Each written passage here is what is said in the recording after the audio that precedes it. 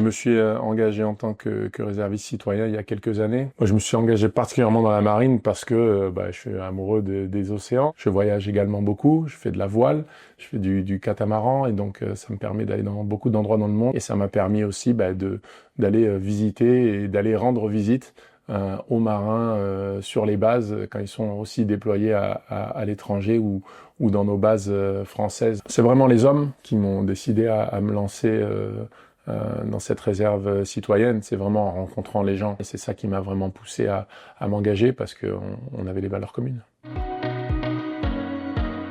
Alors, en tant que réserviste, je suis pas réserviste opérationnel, je suis bien réserviste citoyen. J'essaie de participer au rayonnement de la marine. Ce qui est intéressant, c'est aussi les échanges, notamment auprès des jeunes, expliquer aussi ce que c'est de s'engager auprès de la France. Le grand public a d'abord en tête, quand on pense à la marine, c'est plutôt l'armée, la défense, etc. Mais il y a aussi beaucoup d'autres missions et qui profitent au public tous les jours. Et donc, par exemple, anti-piraterie. Ça sert aussi, entre guillemets, de police des mers, puisque à partir du moment où on est dans les eaux internationales, on dépend plus forcément d'un pays ou d'un autre. Et donc, l'anti-piraterie est quelque chose de très important et qui est fait par les différentes marines, bien entendu, et les différents pays.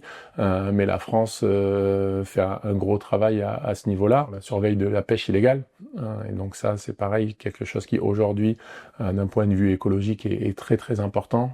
Pouvoir défendre la mer, puisqu'elle peut pas se défendre toute seule, et donc pour tous les actes illégaux de surpêche qui peuvent être faits à travers le monde, doit être surveillé aussi, et donc la marine a vraiment son rôle à jouer là-dessus. Ça peut être aussi le trafic humain, et donc on sait qu'il y a les passes de migrants ou d'esclavagisme, on sait qu'il y a des choses qui se passent, et donc le fait de pouvoir surveiller aussi ces flux maritimes sont très importants dans la lutte anti-esclavage aussi.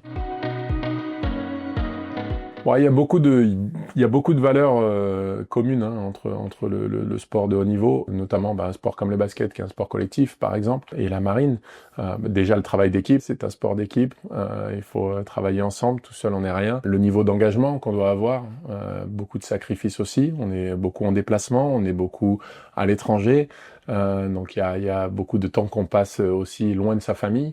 Et puis l'engagement auprès de la nation, le drapeau, on défend le drapeau français, on chante la Marseillaise aussi quand on fait des podiums.